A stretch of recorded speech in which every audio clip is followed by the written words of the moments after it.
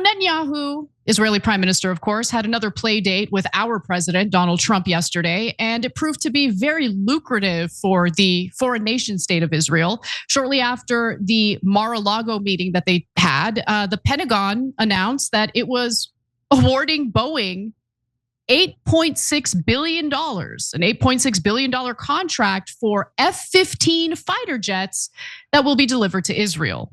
Now, before we get to the details, Cenk, I'm sure you've got 2 cents on this. Yeah, guys, one of the things you need to look out for in this story is where's this money coming from? And what's amazing about it is literally no one in American media will tell you. It's amazing. So it's definitely coming from you, the American taxpayers. But which bill, which appropriation? Did they just get a free $8.6 billion new? Well, the media won't tell us. It's stunning. Watch, Anna's gonna give you the facts and we'll discuss. Yes, and luckily we have a team of incredible producers, and our producer Kate Bettino did a deep dive into this to figure out who's funding this. So we do have the answers. So let's go through all the details. Yesterday, when the $8.6 billion deal was announced, the Pentagon said in a statement, this contract provides for the design, integration, instrumentation, test, production, and delivery of 25 new F-15IA aircraft for the Israeli Air Force, with an option for an additional 25 F-15IA aircraft. They also said that this contract was expected to be completed by the end of 2035. Just as a reminder, we're still in 2025. Nonetheless, this is an expansion of a US finance deal that was signed just last year. So last November, Israel signed a $5.2 billion deal for 25 F-15 jets, which were slated to be supplied in batches of 4 to 6 per year, starting in 2031.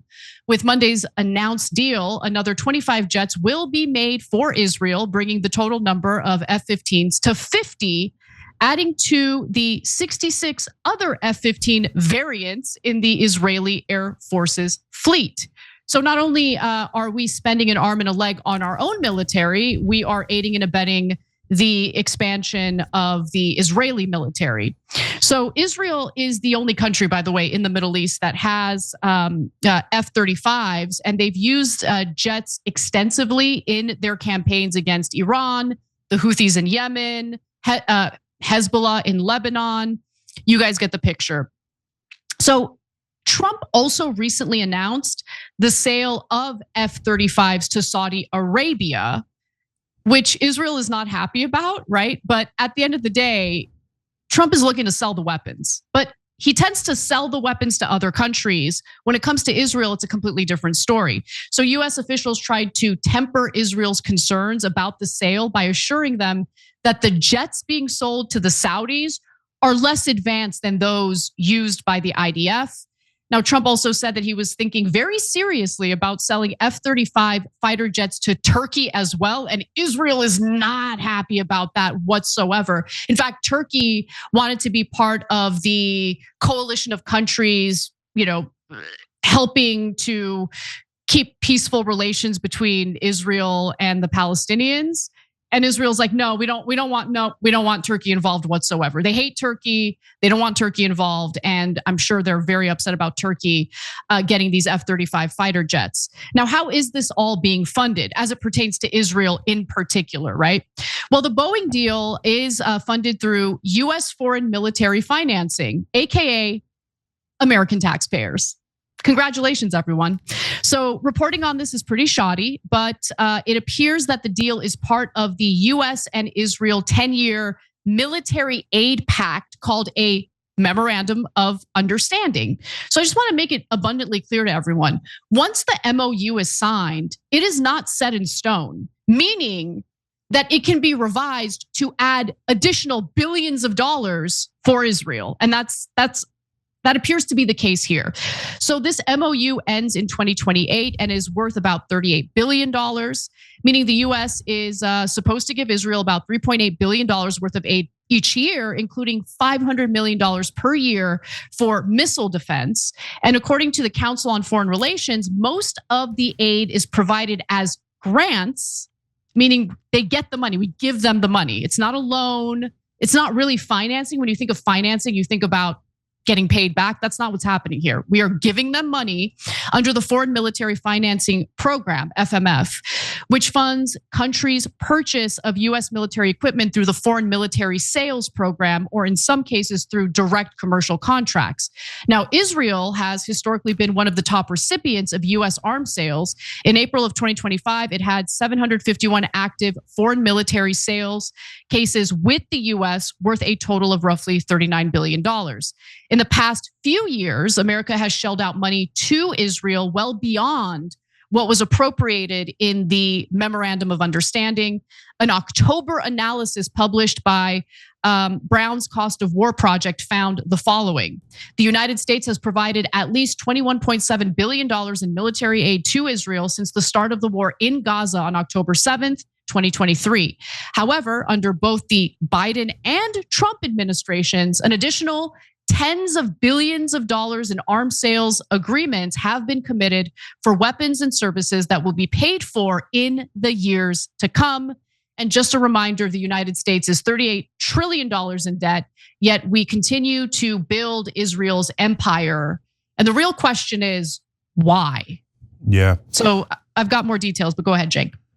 Yeah, so look, guys, of course we're paying for it. So that's not really the question. The question is, wait.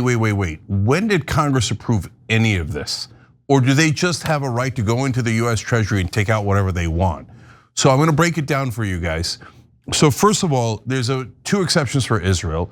One is everyone else has to buy the weapons, Saudi Arabia, Turkey, even though Turkey, second largest military in NATO, a bulwark against Russia and Iran. One of our most strategically important allies, we averted the Cuban Missile Crisis because of Turkey. An enormously strategically important ally, but no, you gotta buy it, The only people who get gifted the weapons is Israel. And somehow that's supposed to make sense. And Israel does nothing but get us in trouble. Don't forget, Noble Mobile saving you a ton of money.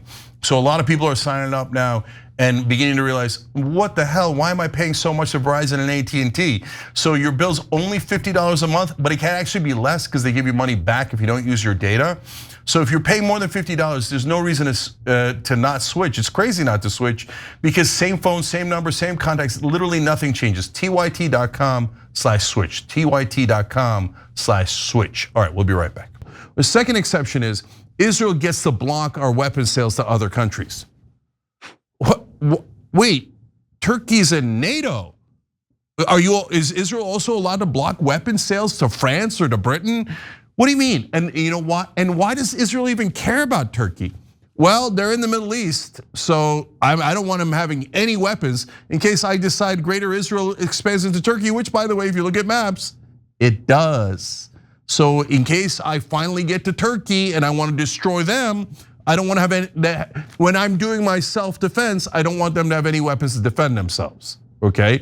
So that's the sixth state of Israel. Now let's turn to our sixth state and find out what the hell is going on here. So in case you don't know, these memorandum of understandings are also only for Israel.